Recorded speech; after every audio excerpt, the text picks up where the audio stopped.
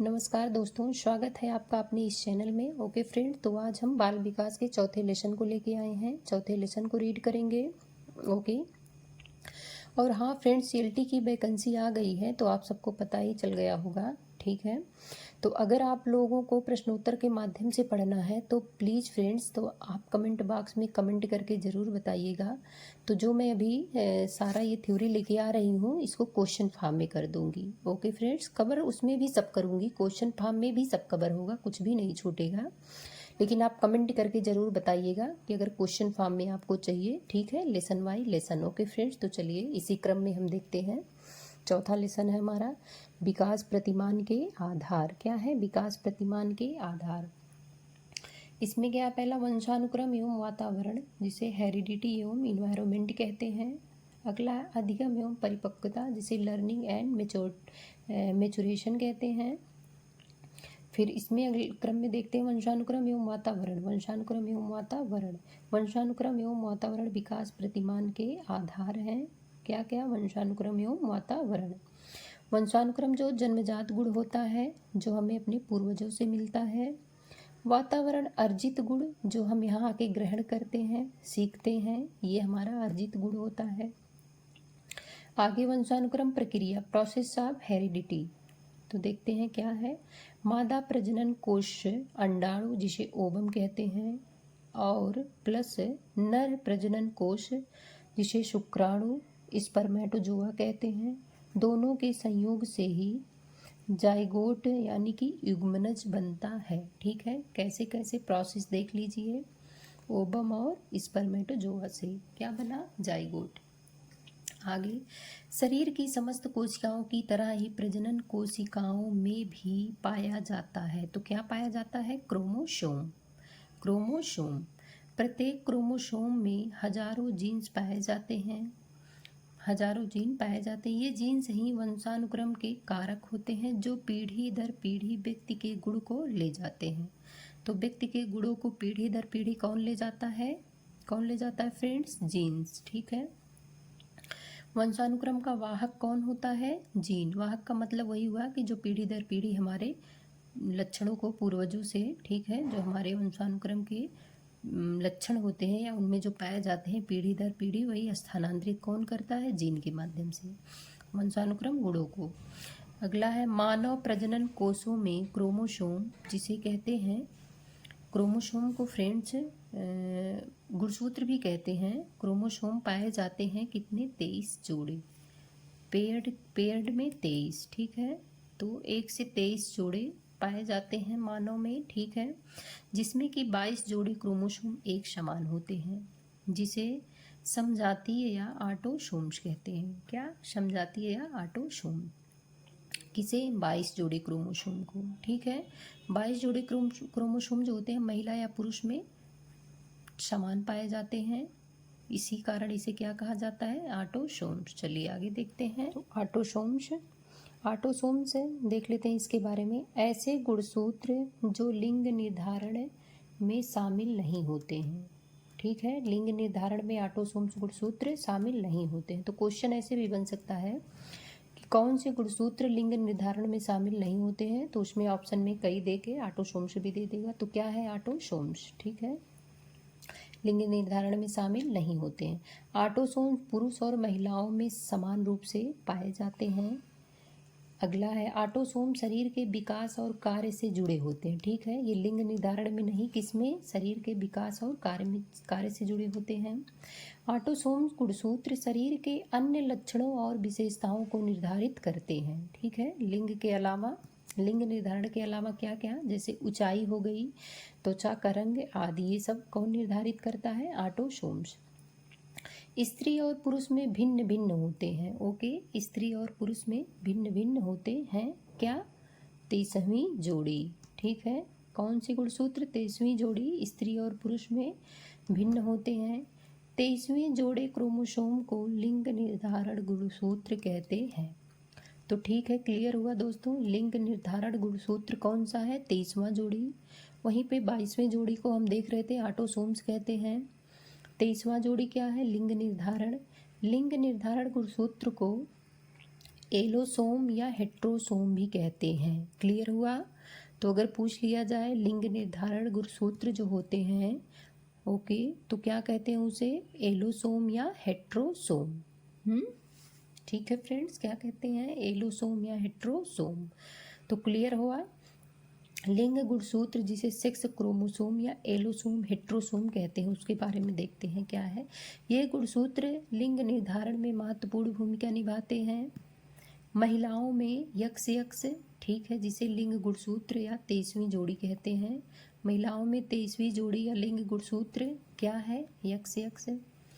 पुरुषों में x Y लिंग गुणसूत्र जो 23वीं जोड़ी होती है, ठीक है, 23वीं जोड़ी लिंग गुणसूत्र जिसे कहते हैं पुरुषों में, और महिलाओं में यक्स वाई, ठीक है। यहीं पे आके ये 23वीं जोड़ी में ये अंतर हो जाता है, ठीक है। आगे देखते हैं नोट। मानव प्रजनन कोषों में क्रोमोसोम गुणसूत्र कितने? 23 जोड़े होते हैं। टोटल कितने? 23 जोड़े होते हैं। मानव प्रजनन कोषों में क्रोमोसोम या गुणसूत्र 23 जोड़े होते हैं। संख्या में 46 होते हैं। संख्या में पूछे तो 46 पेयर 23, जिसमें कि 1 से 22 तक ऑटोसोम्स होते हैं। 1 से 22 तक ऑटोसोम्स का मतलब एक समान पाए जाते हैं, चाहे महिला हो या पुरुष हो। 23वीं जोड़ी सेक्स क्रोमोसोम लैंगिक गुणसूत्र कहते हैं। तो लैंगिक गुणसूत्र कौन सी जोड़ी कहलाती है? 23वीं जोड़ी, ओके। नोट देखते हैं। वाई क्रोमोसोम छोटा और हल्का होता है। तो यहाँ से भी क्वेश्चन पूछा जाता है, शायद आया भी, आ चुका है किसी में। तो ये पूछा गया है कि छोटा और हल्का गुणसूत्र होता है यक्स वाई, यक्स यक्स, ऐसे ऑप्शन बन जाएगा। तो क्या हो जाएगा? वाई क्रोमोसोम जो होता है छोटा और हल्का होता है, ठीक है फ्रेंड्स। चलिए आगे देखते हैं। आगे है वंशानुक्रम के नियम। क्या है? वंशानुक्रम के नियम। Law of heredity. क्या है? Law of heredity.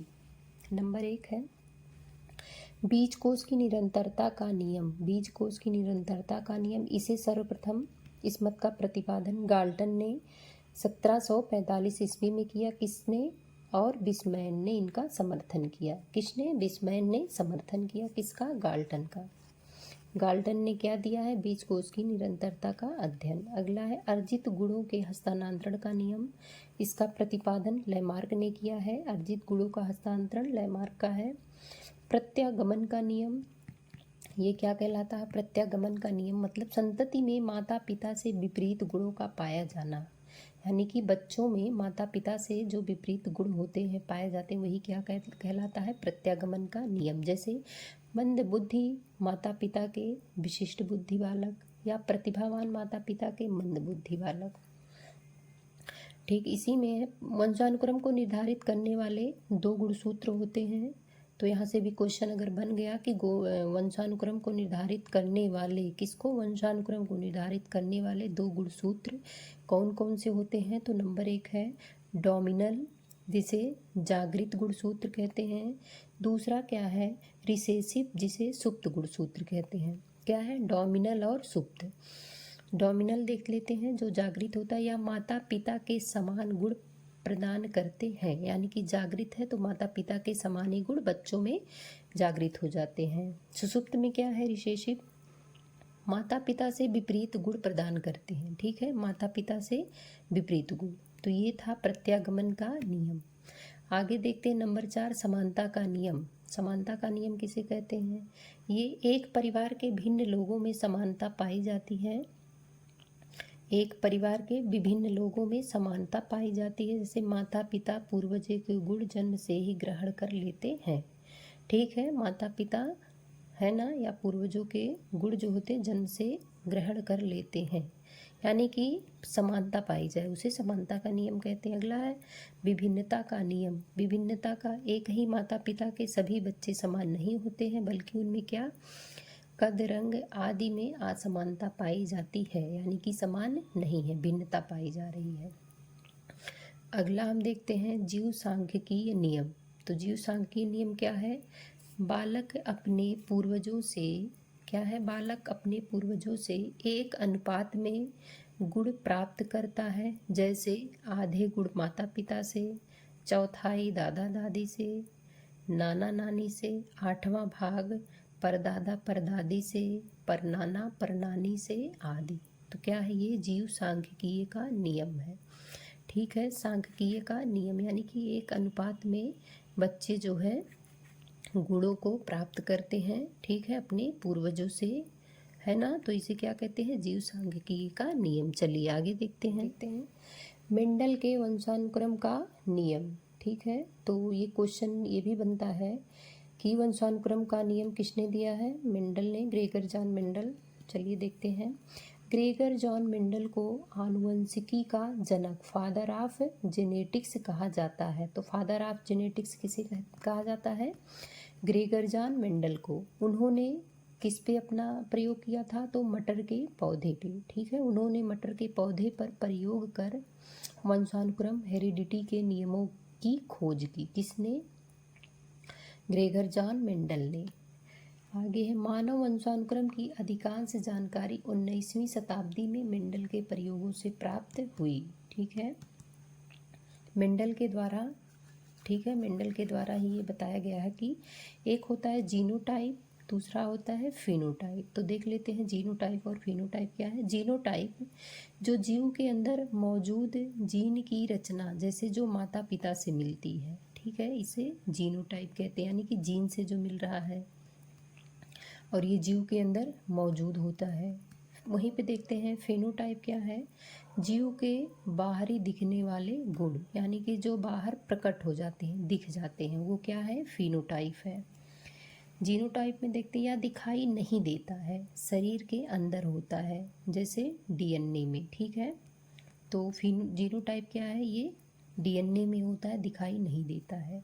फिनोटाइप क्या है? हाँ, यह बाहर से दिखाई देता है। ठीक है, जो बाहर से दिखेगा ऐसे गुण फिनोटाइप होते हैं। जीनोटाइप यह बदला नहीं जा सकता है, यह जन्म से अस्थायी होता है। भाई जो हमें जीन से मिल रहा है उसको तो हम बदल नहीं सकते हैं, है ना, ये जीनोटाइप है। और फिनोटाइप में क्या है? वातावरण के अनुसार थोड़ा बदला या बदल सकता है, थोड़ा बदला जा सकता है। किसे? फिनोटाइप को। किसके? वातावरण के अनुसार, क्योंकि ये क्या हमें बाहर से जो दिख रहा है, जो दिखाई दे रहा है। ठीक है, तो ये फिनोटाइप कहलाता है। तो संक्षेप में हम ट्रिक देख लेते हैं इसे याद करने के लिए। जीनोटाइप यानी कि जीन्स का टाइप, जीन्स का टाइप। तो जीन्स कहाँ होते हैं? अंदर छिपा हुआ। ठीक है, जीनोटाइप जीन्स का टाइप है, अंदर छिपा हुआ। फिनोटाइप देख लेते हैं। फिनोटाइप फिजिकल लुक, यानी कि फिजिकल लुक जो बाहर से दिखाई देता है। ये क्या है? फिजिकल लुक जो बाहर से दिखाई देता है, फिनोटाइप। ओके फ्रेंड्स, ये ट्रिक से आप याद करने का तरीका है, जीनोटाइप और फिनोटाइप। चलिए आगे देखते हैं। देखिए वातावरण का अर्थ एवं परिभाषा। तो हम देखते हैं वातावरण अर्थ एवं परिभाषा, जिसमें वाटसन ने कहा है, वाटसन ने वातावरण को इतना प्रभावी माना है कि वे कहते हैं, मुझे नवजात शिशु को दे दो, मैं उसे डॉक्टर, वकील अथवा चोर डाकू बना सकता हूँ। ये बहुत इम्पॉर्टेंट या कहिए फेमस डिफिनीसन है वाटसन की।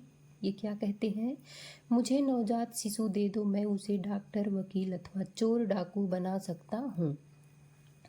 वुडवर्थ का देख लेते हैं वहीं पे। वुडवर्थ क्या कह रहे हैं कि आनुवंशिकता में भिन्न व्यक्ति समान नहीं होते हैं, परंतु समान वातावरण उन्हें समान बना देता है। तो क्या है? आनुवंशिकता में भिन्न व्यक्ति समान नहीं होते, परंतु समान वातावरण उन्हें समान बना देता है। ओके, ईजी रॉस के अनुसार देखते हैं। रॉस ने क्या कहा है कि वातावरण एक बाह्य शक्ति है जो हमें प्रभावित करती है।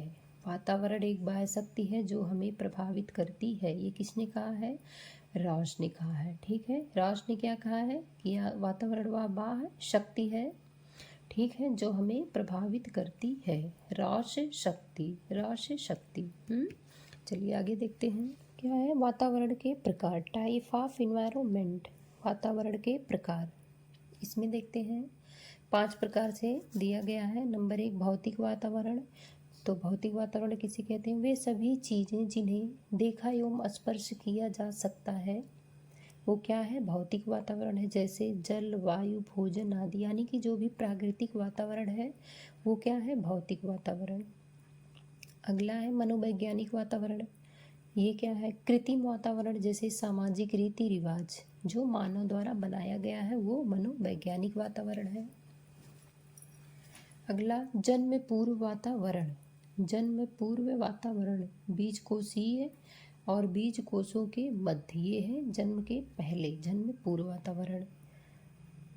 अगला है जन्म के बाद का वातावरण। अगला है पारिवारिक वातावरण। तो जन्म के बाद का वातावरण जो होता है ये परिवार समाज विद्यालय। क्या है? परिवार समाज विद्यालय। परिवार में माता पिता जो अभिभावक होते हैं, भाई बहन या अन्य सदस्य, ये किस में है? परिवार में है। समाज में क्या आ जाता है? पड़ोस है, पास पास पड़ोस जो हो गए, मित्र मंडली हो गया, और वातावरण एवं व्यवसाय। ठीक है, ये हमारा सामाजिक वातावरण हो गया। अगला है विद्यालय।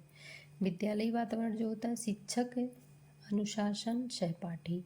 शिक्षक, अनुशासन, सहपाठी, ये हमारा क्या हो गया? विद्यालयी वातावरण। आगे देखते हैं जी.बी. वाटसन का अध्ययन। जी.बी. वाटसन ने क्या कहा? तो जी.बी. वाटसन ने अपनी पुस्तक व्यवहारवाद, जी.बी. वाटसन की पुस्तक क्या है? व्यवहारवाद, जिसे बिहेवियरिज्म कहते हैं। क्या है? बिहेवियरिज्म। ठीक है, व्यवहारवाद। तो जी.बी. वाटसन की पुस्तक का क्या नाम है? व्यवहारवाद। ये क्या कहते हैं कि तुम मेरे पास 1 दर्जन बच्चे को लाओ, उनके विकास के लिए मनचाहा वातावरण उपस्थित करो। मैं दावे के साथ कहता हूँ कि उनमें से किसी एक को चुनकर उसे डॉक्टर, वकील, कलाकार, नेता, भिखारी या चोर बना सकता हूँ, चाहे उसका वंशानुक्रम कुछ भी रहा हो। ठीक है, तो इन्होंने वातावरण को बहुत प्रभावी बताया है। पीछे भी हम देखे हैं वाटसन का परिभाषा, तो इम्पॉर्टेंट है दोस्तों, याद कर लीजिएगा। और इनकी पुस्तक का नाम भी याद कर लीजिएगा, क्या है? व्यवहारवाद, बिहेवियरिज्म। ठीक है, वाटसन की पुस्तक का नाम। चलिए आगे देखते हैं। वातावरण के पक्ष में अध्ययन। आगे क्या है? वातावरण के पक्ष में अध्ययन। फ्रीमैन एवं साथियों का अध्ययन। तो फ्रीमैन और इनके साथियों ने किस पे अध्ययन किया है? विकास एवं वातावरण पर। किस पे? विकास एवं वातावरण पे किसने अध्ययन किया है? फ्रीमैन और उनके साथियों ने। बॉक्स का अध्ययन बॉक्स ने किस पे किया है? तो वातावरण एवं बुद्धि से संबंधित इन्होंने किया है। वातावरण एवं बुद्धि से, इन्होंने विकास एवं वातावरण से, और इनका है वातावरण एवं बुद्धि से। और इन्होंने इस पे अध्ययन करके 2 निष्कर्ष निकाले हैं। नंबर 1 क्या है? कि वातावरण के प्रभाव के कारण बालकों में अधिकतम 20% IQ की वृद्धि की जा सकती है। किसने कहा है? बॉक्स ने कहा है। कितने प्रतिशत की? 20% की। किसके कारण? वातावरण के प्रभाव के कारण। और दूसरा निष्कर्ष क्या है? कि बालकों के घर का वातावरण उनकी बुद्धि को 25% तक प्रभावित करता है। तो कितने प्रतिशत तक? बालकों के घर का वातावरण 25% तक। किसने कहा है? बॉक्स ने। अगला देखते हैं, न्यूमैन ने क्या अध्ययन किया? न्यूमैन एवं साथियों का अध्ययन। इन्होंने समान जुड़वा बच्चों पर अध्ययन किया है। किसने? न्यूमैन ने समान जुड़वा बच्चों पर। वहीं पर केलाग का अध्ययन, केलाग ने किस पे अध्ययन किया है? इनका इम्पॉर्टेंट है केलाग का। ये 7.5 माह के बनमानुष और अपने 10 माह के बालक पर किस पे अध्ययन किए हैं? ये 7.5 माह के बनमानुष पर और अपने 10 माह के बालक पर इन्होंने एक साथ इन दोनों को रखा है। तो एक साथ रखा किसको? बालक को और बनमानुष को, और साथ ही दोनों का पालन पोषण किया। मानवीय वातावरण में रहने के कारण बनमानुष भी मानव जैसा व्यवहार करना सीख गया। इससे स्पष्ट होता है कि आनुवंशिक गुणों के कारण बनमानुष पढ़ना लिखना नहीं सीख पाया, परंतु वातावरण के कारण मानवीय गुणों का विकास हो गया। ठीक है, किसके? वंशानुक्रम के कारण ये पढ़ना लिखना नहीं सीख पाया, लेकिन जिस वातावरण में ये मानव के साथ रह रहा था उसके कारण ये मानवीय गुणों को सीख लिया। आगे किसने? ये गोडर्डन का अध्ययन है। ठीक है, गोडर्डन का अध्ययन, इन्होंने नदी के किनारे रहने वाले नाविकों के बच्चों पर अध्ययन किया है। किस पे? नदी के किनारे जो नाविक होते हैं उनके बालकों पर। कौन? गोल्डन का अध्ययन। ठीक है, गोल्डन का अध्ययन। चलिए आगे देखते हैं। आगे है वुडवर्थ का अध्ययन। क्या है वुडवर्थ का अध्ययन? वुडवर्थ ने उन अनाथ बालकों का अध्ययन किया जिन्हें अच्छे परिवार में पाला पोसा गया। तो उडवर्थ ने किस पे? अनाथ बच्चों पे। कैसे अनाथ बच्चे? जिन्हें अच्छे परिवार में पालन पोषण दिया गया है। कूले का अध्ययन, कूले ने किस पे? साहित्यकारों पे अध्ययन किया है। किस पे? साहित्यकारों पर किसने अध्ययन किया है? कूले ने। वहीं पे आगे देखते हैं स्किल्स का अध्ययन, स्किल्स का अध्ययन इन्होंने अवैध बच्चों पे, किस पे? अवैध बच्चों पे अध्ययन किया है जिनके माता पिता एवं उनके वंशानुक्रम के बारे में कोई जानकारी नहीं थी। कैसे बच्चे थे? अवैध बच्चे। किसने? स्किल्स का अध्ययन। ठीक है, अब अगली हेडिंग हमारी आगे देखते हैं वंशानुक्रम एवं वातावरण का सापेक्षिक महत्व। किसका? वंशानुक्रम एवं वातावरण का। वंशानुक्रम एवं वातावरण वस्तुतः एक ही सिक्के के दो पहलू हैं, अलग अलग इनका कोई अस्तित्व नहीं है। इसी क्रम में मैकाइवर एवं पेश ने क्या कहा है कि जीवन की हर घटना दोनों का परिणाम है। परिणाम के लिए उनमें से प्रत्येक उतना ही आवश्यक है जितना कि दूसरा। कोई भी हटाई जा सकती है, ना ही अलग की जा सकती है। ठीक है, ये किसने कहा है? मैकाइवर एवं पेज क्या बताए हैं कि दोनों का परिणाम है। वंशानुक्रम वातावरण क्या है? दोनों का परिणाम है।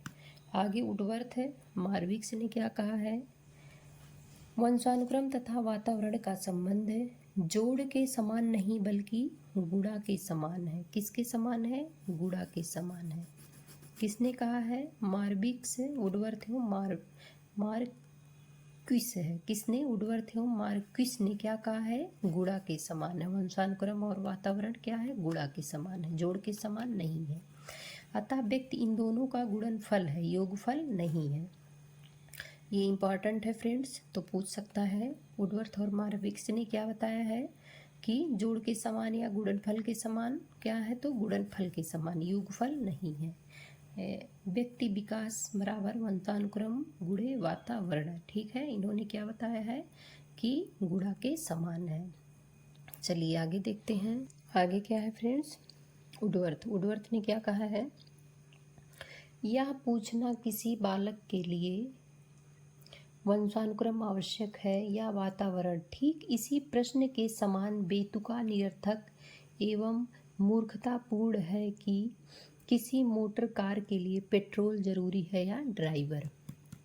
ठीक है, किसने कहा है? उडवर्थ ने क्या है कहा कि ये पूछना क्या होगा कि किसी बालक के लिए वंशानुक्रम आवश्यक है या वातावरण, उसी प्रकार से बेतुका होगा जैसे कि मोटर कार के लिए पेट्रोल जरूरी है या ड्राइवर। किसने कहा है? उडवर्थ ने कहा है। आगे अधिगम एवं पक्वीकरण। अब आगे देखते हैं अधिगम एवं पक्वीकरण, लर्निंग एंड मेचुरेशन। इसमें क्या है? बालक विकास के क्षेत्र में सर्वप्रथम गीसेल ने परिपक्वता शब्द का प्रयोग किया। तो क्वेश्चन यहाँ से भी बन सकता है कि परिपक्वता शब्द का प्रयोग सर्वप्रथम किसने किया है विकास क्षेत्र के अध्ययन में? तो किसने? गीसेल ने परिपक्वता शब्द का प्रयोग किया है। आगे पक्वीकरण एक जन्मजात क्रिया है परंतु अधिगम एवं अर्जित क्रिया है। पक्वीकरण क्या है? एक जन्मजात क्रिया है परंतु अधिगम अर्जित क्रिया है। ठीक है, पक्वीकरण जन्मजात है परंतु अधिगम अर्जित है। पक्वीकरण के लिए अभ्यास आवश्यक नहीं है। पक्वीकरण के लिए अभ्यास आवश्यक नहीं है,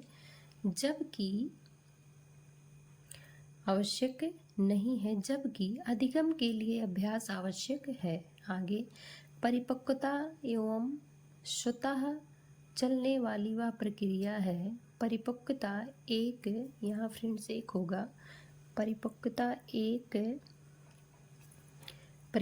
एक स्वतः चलने वाली वह क्रिया है जिसके द्वारा जीव की संभाव्यता क्षमताएं अपनी कार्यात्मक तत्परता की अवस्था में पहुंच जाती है। ठीक है, परिपक्वता एक स्वतः चलने वाली वह क्रिया है जिसके द्वारा जीव की संभाव्य क्षमताएं अपनी कार्यात्मक तत्परता की अवस्था में पहुंच जाती है। तो ये था अधिगम एवं पक्वीकरण। आगे इसमें हिलगर्ट के अनुसार देखते हैं। हिलगर्ट ने क्या कहा है कि प्रभावशाली विकास के लिए अधिगम एवं पक्वीकरण दोनों ही एक विवाहित जोड़े के समान साथ साथ चलने वाले कारक हैं। यह दोनों ही एक दूसरे को अपना सहयोग करते रहते हैं। हिलगर्ट ने क्या कहा है कि अधिगम और पक्वीकरण क्या है, एक विवाहित जोड़े के समान है और एक ये साथ साथ चलने वाले कारक हैं। किसने कहा है? हिलगर्ट ने। चलिए आगे देखते हैं पक्वीकरण के अध्ययन का महत्व क्या है। पक्वीकरण मैच्योरेशन जिसे कहते हैं का अध्ययन के महत्व देखते हैं। पक्वीकरण के द्वारा ही प्रशिक्षण गति निर्धारित होती है। पक्वीकरण के द्वारा विकास की सीमाएं निर्धारित होती हैं। आगे देखते हैं बालक के विकास में कुछ महत्वपूर्ण काल जिसे क्रिटिकल पीरियड होते हैं। बालक के विकास में कुछ महत्वपूर्ण काल क्रिटिकल पीरियड ठीक है होते हैं। देखते हैं क्या है। स्टेंडलर महोदय हैं, जेबी स्टेंडलर ने क्या कहे हैं। जेबी स्टेंडलर ने अपने प्रयोगात्मक अध्ययनों के आधार पर यह ज्ञात किया कि जीवन के दूसरे और तीसरे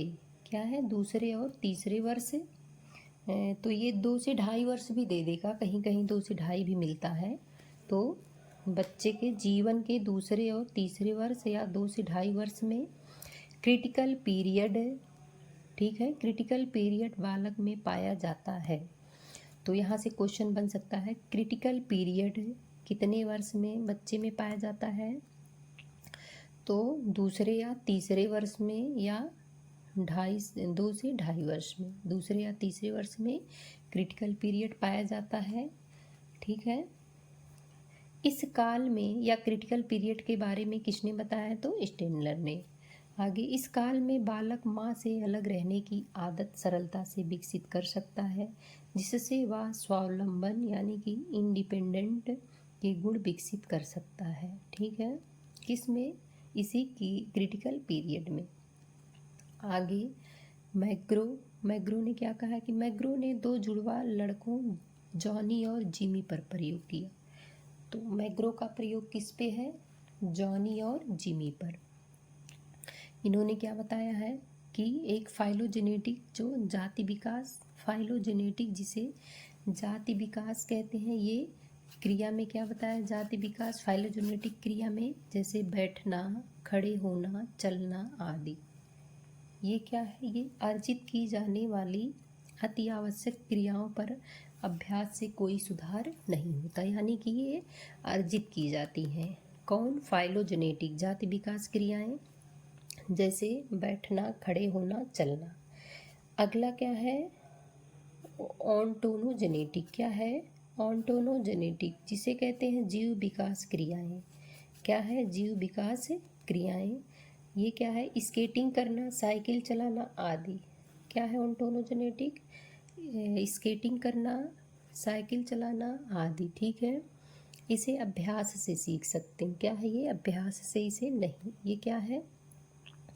अभ्यास के बिना इसे सीखा नहीं जा सकता है ठीक है। ये अभ्यास के द्वारा सीखा जाता है। आगे देखते हैं किसे बिना अभ्यास के सीख नहीं सकते। तो बिना अभ्यास के किसे नहीं सीख सकते हैं? ऑन्टोनोजेनेटिक को। ये क्या है? जीव विकास ठीक है। जैसे स्केटिंग, साइकिल चलाना, ये सब किसमें है? ऑन्टोनोजेनेटिक में। इसे बिना अभ्यास के नहीं सीखा जा सकता है ठीक है। नोट देख लेते हैं। फाइलोजेनेटिक जाति विकास या जातीय गुणों के विकास में और पक्वीकरण में घनिष्ठ संबंध है ठीक है।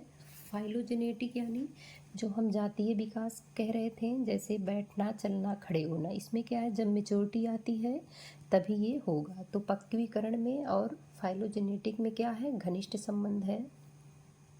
आगे है ऑन्टोनोजेनेटिक। ये क्या है? जीव विकास क्रियाएं ठीक है। इन पर अभ्यास और प्रशिक्षण का अधिक प्रभाव पड़ता है। तो अभी हम ऑन्टोनोजेनेटिक देखे हैं, जैसे स्केटिंग और साइकिल चलाना।